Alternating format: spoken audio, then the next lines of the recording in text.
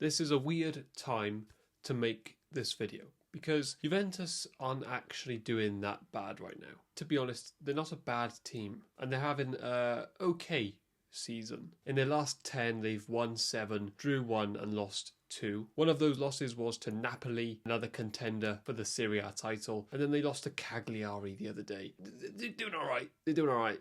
But that's not Juventus standard, is it? In the Champions League, Juventus in the table, which is 36 teams, Juventus are 15th. And the only 3 teams they've beaten are Bodo Glimt, Paphos, Benfica last night. Now, I don't need to tell you that that's not exactly the most impressive resume of teams to have beat in the Champions League. But then they drew away to Sporting, they drew away to Villarreal, and they drew to Dortmund. We battered Dortmund the other day. It's not a good Dortmund team, and Juventus struggled to beat them. But they didn't beat them, they drew against them, which is, in my opinion, a poor result. And a reflection on where Juventus are in 2026 and have been for quite a while now. I was making a video on Jared Bowen while I was thinking about it. And I was thinking about which teams he could go to. And Juventus, in my mind, popped up. But then I thought Juventus would never, they just wouldn't go for Jared Bowen, who is someone I rate, by the way, very highly. And then I thought again back to roughly a year ago when I thought Juventus should have absolutely been in for Eberechi Eze. I thought Eze would be a perfect signing for Juventus. Amazing player, one of the best players in the Premier League in my opinion. Look at what he did for Crystal Palace last year. And no doubt Juventus, even though Serie A has taken a dip in recent years, Crystal Palace to Juventus is not a move I would think twice about. They also should have gone for Michael Olise when he was at Crystal Palace as well, instead of letting Bayern get him for a cheap fee. I just don't get why Juventus were not in for either of these Crystal Palace players. This is the current Juventus team. As you can see, it's just not very good comparative to previous Juventus teams with truly iconic players. I mean, I'm looking at that defence and I'm thinking, what's going on there? Di Gregorio, however you say his name, whenever I've watched highlights of Juve, actually does look a pretty good goalkeeper. He had a really good game yesterday as well. And I think there's good players. Thuram is talented and Locatelli, that's a decent midfield. But that front four is nothing really inspiring, is it? Let's look at Juventus compared to Bayern Munich. I mean, you can just see straight away, don't get me wrong, Bayern's defence isn't incredible. The midfield actually a little bit lacking for Bayern as well, but you've got a really experienced and a Bayern Munich great player in Joshua Kimmich. But look at that front four for Bayern Munich. I mean, you really could argue that it's the best front four in the world. First of all, quality and how it plays. They also have Serge Gnabry on the bench as well, Bayern. Bayern do have much better depth than Juventus. And there's not one Juventus player that is world class, whereas Bayern definitely have that. But even Bayern's weakest part of their team, which is the defence, is still a lot better than Juventus's. I'll never forget our game against them, games in the Champions League in 2018. We played them actually for the first time competitively ever. And when we played them, I just remember getting them in the draw, seeing Juventus on the card, and it felt massive and actually surreal. Like Spurs, we're going to play the giants that are Juventus. And it's not like we haven't played big teams before. We played Real Madrid the year before. But in a knockout match against Juve, it just felt huge. It's the game that's devastated me the most that we didn't win. The achievement that it would have been to beat Juve. If you don't know what happened, by the way, we drew 2-2 in Turin at their stadium, and then they beat us 2-1 to knock us out. They beat us 4-3 on aggregate. 2 really close matches, and I was actually really proud of our efforts in that game. But like Chiellini said, it's the history of the Tottenham. Why did he have to say that? It was so unnecessary. But you look at that team we played, you know, it wasn't actually the most iconic Juve team, but it was still a really good team. You know, they still had Buffon, Barzagli, Chiellini, Matuidi was in there, Paulo Dybala, Higuain, Pjanic.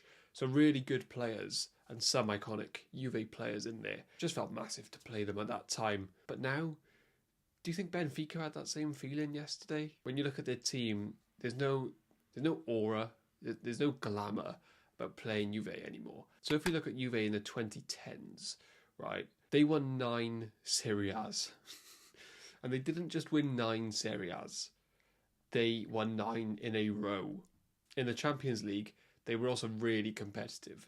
2 Champions League finals, 14-15. They lost to Barca's treble team, MSN, Messi, Suarez, Neymar, one of the best teams ever. Then lost to Real Madrid, 16-17, who had just won their 2nd Champions League in a row. They literally faced 2 top 5 teams in history, unfortunately for them. They also lost to Real Madrid in 17-18, the team who won it the 3rd in a row. But that game was just, those 2 legs were mental. So the first one was the Ronaldo overhead kick, where Juve got smashed 3-0. And then Juve were actually 3-0 up at the Bernabeu, right? So Juventus are no slouches at this time. It's 3-3, and then Real Madrid get a penalty, which to this day, I'd have to watch it again, but I remember watching it live and thinking that's just not a penalty. They were very unlucky, Juventus, not to win a Champions League in the 2010s, because they could have very well won it. The 2020s then,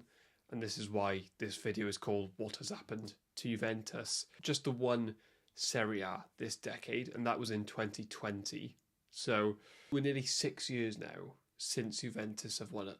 A Serie A. And in the Champions League, the furthest they've been is the round of 16. It's just crazy. It is absolutely crazy what has happened. The only 3 trophies they've won is the Italian Cup, which they've won twice, and the Italian, Super Cup. So if we look at the transfers, I think it's fair to say they've not been the smartest. Now, they spent 17 million on Lloyd Kelly, which is, to me, that was when I realised how far they've fallen. Why are they buying Lloyd Kelly for 17 million? I get he's not a disaster of a player. He's not a bad player. But this is Juventus, right? This isn't Ipswich.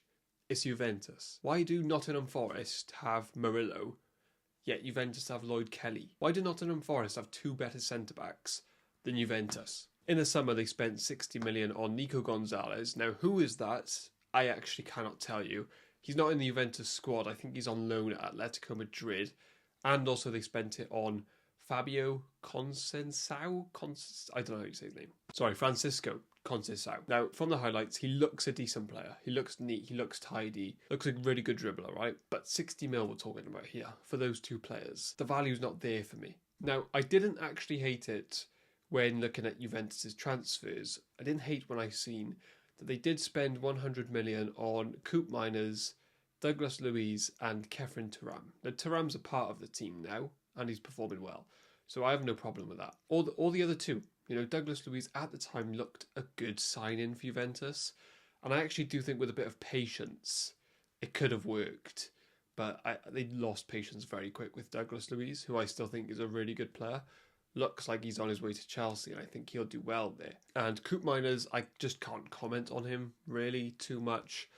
But yeah, I mean, seems reasonable at the time. But then you see they sell Dean Huijsen and Christian Romero for a combined £30 million-ish. And then a year later, Bournemouth sell him for £50 million to Real Madrid. Romero and Huijsen, that could be Juventus's back 2 right now, and it would be a really good back 2 in my opinion. They spent 30 million on Moise Kean. Again, that didn't seem right. Just didn't seem right to do that at the time. Bremer, who's their current centre-back, was 47 million. But what Juventus, in my opinion, should be doing, and it's proven that the Premier League, look, the Premier League's the best league in the world.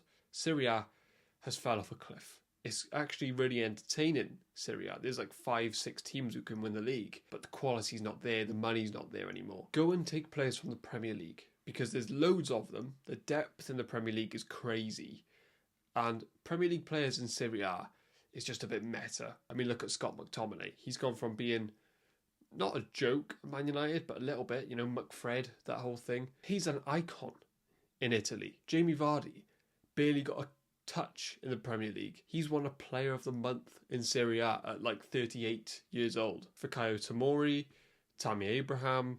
There is loads of examples of players coming to the Serie A and just doing really well. Italian teams like Juventus, I really think they should be looking at Bowen, a João Gomez at Wolves. Even players like a Wan-Bissaka, a Milenkovic, Marcos Senesi at Bournemouth. Juventus, in my opinion, should have signed Mateta, Bruno Guimaraes. You know, why don't they look at Ollie Watkins and see what's happening there? And Nathan Ake, they could go and have a look at. When I was looking at all these Premier League teams to see who could Juve pinch from all of them, why do Arsenal have 8 better defenders than Juventus?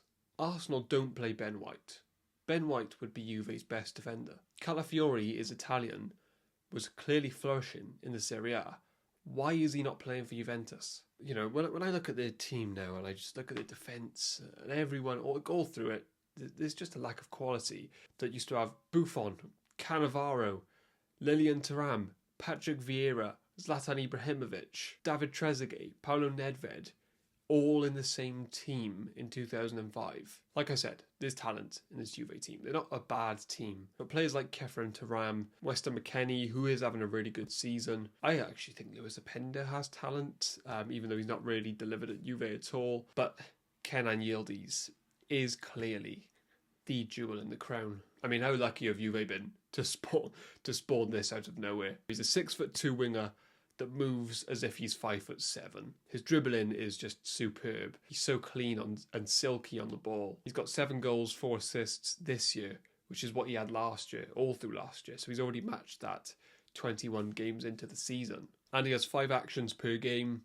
I know, boring stats incoming. 5 actions per game that lead to a shot. But just to put that into reference, Brian Johnson has 1 per game. Yildiz has 5 per game. I think he's the biggest talent under 21 behind Jamal, probably in the world right now. Definitely, I'd say the best performing under 21 behind Jamal. Will he stay at Juventus, and will Juventus build around him, or will he go to a Real Madrid?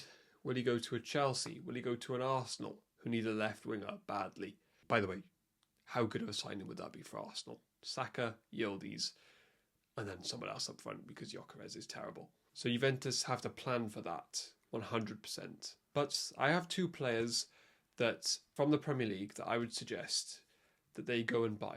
I don't suggest players that I've never watched. So I would never suggest a player from Serie A or La Liga or Bundesliga. I always suggest players from the Premier League because it's what I watch. And the 2 I've gone for are Iliman Ndiaye and Murillo. Now, Murillo, for me, is just so talented. He's 23, by the way. That's right, Murillo's not 31 years old. He's 23. Had a stellar year last year for Forest. Very good on the ball. Very good defensively. Very modern. Just a really good centre-back, I think. I think that would be a great signing for Juve. And an even better one would be Iliman Ndiaye, because then you've got one of the most exciting wing pairings in the world. In Ndiaye on the right, Yildiz on the left. Talk about entertainment. You know, we said that there's no glamour at Juve, there's no aura, there's no nothing. Ndiaye and Yildiz on the wings, much better. I don't think Ndiaye's a perfect player yet. Yeah, he could improve on his stats, of course, but I mean, the general play, and he did get like 11 goals in the Premier League last year, I think. I think that would be a sensational signing for them, because Ndiaye, Juve are not, they've not got the Real Madrid pull. They're not going to sign Palmer from Chelsea, right? But they can get an Ndiaye from Everton. And also Ndiaye, he's not going to get bought by Real Madrid or Barcelona. So I think Juventus is that perfect player for them. That's why I thought they should have gone with Eze. You know, Real Madrid were never going to get Eze or Barcelona. That's where I think Juventus should be getting players like that then. But when it comes to Juventus, I don't really have many other solutions, to be honest. I just wanted to talk about how one of the great clubs in the world is just a bit mid. But look, I do think Juventus do have a chance in the next couple of years, because they do have a Spalletti who did an unbelievable job at Napoli, though it is important to remember he did have a much better team than what this Juve team is. You know, he had Osimhen, who for me is a top 3 striker in the world. He had Kvaratskhelia. It's going to be a tough job for him, but they have improved, I think, since he's come in. I do rate the chances of winning a Serie A in the next 2 to 3 years a lot higher with him in charge. So, do you have hope for Juventus? How do you think their season will go this year? And do you think in the next couple years they can return to the top and win some important trophies again?